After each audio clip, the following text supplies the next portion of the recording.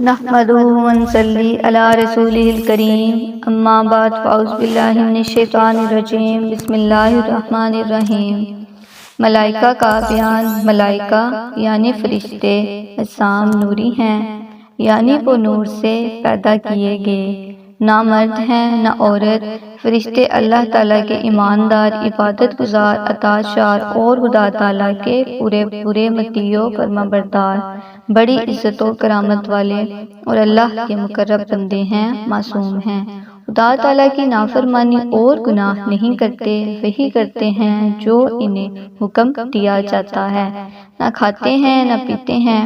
خدا تعالیٰ کی عبادت و بندگی ان کی غذا ہے، ہر قسم کے صغائر و کبائر سے پاک ہیں۔ خدا تعالیٰ کے حکم کے خلاف کچھ نہیں کرتے، نہ قصد نہ سہو اور نہ خطا۔ اللہ تعالیٰ نے ان کو یہ طاقت دی ہے کہ جو شکل چاہیں بن جائیں، کبھی وہ انسان کی شکل میں ظاہر ہوتے ہیں اور کبھی دوسری شکل میں۔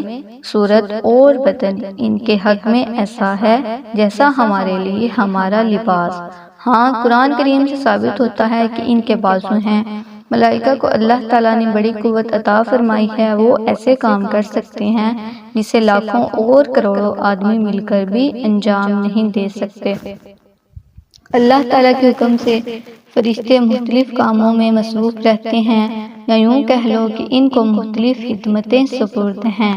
بعض کسی میں انبیاء کرام کی خدمت میں وحی لانا، کسی کے متعلق پانی برسانا، کسی کے متعلق ہوا چلانا، کسی کے متعلق روزی پہنچانا، کسی میں ماں کے پیٹ میں بچہ کی صورت بنانا، کسی کے متعلق بدن انسانی میں تصرف کرنا، کسی کے متعلق خدا اور رسول کا ذکر کرنے والوں کی محفلیں تلاش کرنا اور ان میں حاضر ہونا، کسی کے متعلق سرکار رسالت مآب صلی اللہ علیہ وآلہ وسلم میں مسلمانوں کا نام بے نام صلوات سلام پہنچانا۔ بعض فرشتے بندوں کے اعمال لکھنے پر مامور ہیں، جن کو کرامن کاتبین بھی کہتے ہیں۔ آدمی جو کچھ زبان سے بولتا یا جو کام کرتا ہے وہ اس کو قلم بند کرتے جاتے ہیں، اور یہی نامہ اعمال کی صورت میں کل بروز قیامت پیش کیے جائیں گے۔ بعض فرشتے اس کام پر متعین ہیں کہ وہ بندگان خدا کو تمام گناہوں سے آگاہ کریں اور گناہ و نافرمانی میں مبتلا ہونے سے روکیں، اور صرف وہ گناہوں سے بچاتے ہی نہیں بلکہ نیک کاموں کی طرف ترغیب بھی دلاتے ہیں۔ بعض فرشتے قبر میں مردوں سے سوال کرنے پر متعین ہیں، ان میں سے ایک کو منکر اور دوسرے کو نکیر، اور دونوں کو نکیرین کہتے ہیں۔ ان کی شکل بڑی ہیبت ناک ہے۔ ان کے علاوہ اور بہت سے کام ہیں جو ملائکہ انجام دیتے ہیں۔ ہر ایک فرشتے کا جداگانہ کام متعین ہے، اور وہ جس کام کے لیے مقرر کیا گیا ہے اس سے تجاوز نہیں کر سکتا۔ فرشتے بے شمار ہیں، ان کی تعداد وہی جانے جس نے انہیں پیدا کیا، یا اس کے بتانے سے اس کا پیارا رسول صلی اللہ علیہ وآلہ وسلم جانے۔ البتہ حدیث کریمہ سے یہ بات روشن ہے کہ ان کی پیدائش روزانہ جاری ہے، ہر روز بے شمار فرشتے پیدا ہوتے ہیں۔ اولیاء اللہ فرماتے ہیں کہ نیک کلام، اچھا کلام فرشتہ بن کر آسمان کو بلند ہوتا ہے۔ ان کے مرتبوں کے لحاظ سے ان کے منصب بھی ہیں، البتہ 4 فرشتے بڑی عظمت والے اور بہت مشہور ہیں، اور یہ سب فرشتوں پر فضیلت رکھتے ہیں۔ حضرت جبرائیل علیہ السلام، ان کے ذمہ پیغمبروں کی خدمت میں وحی لانا ہے۔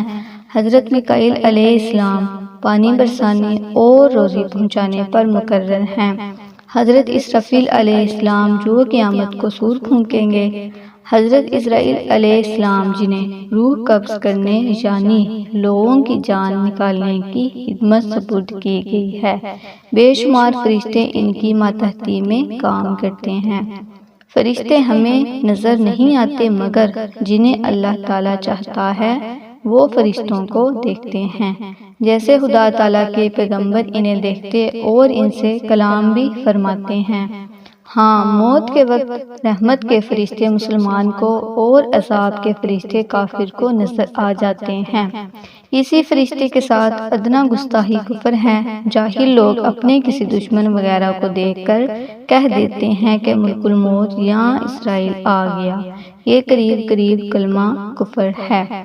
فرشتوں کے وجود کا انکار یا یہ کہنا کہ فرشتہ نیکی کی قوت کو کہتے ہیں اور اس کے سوا کچھ نہیں، یہ دونوں باتیں کفر ہیں۔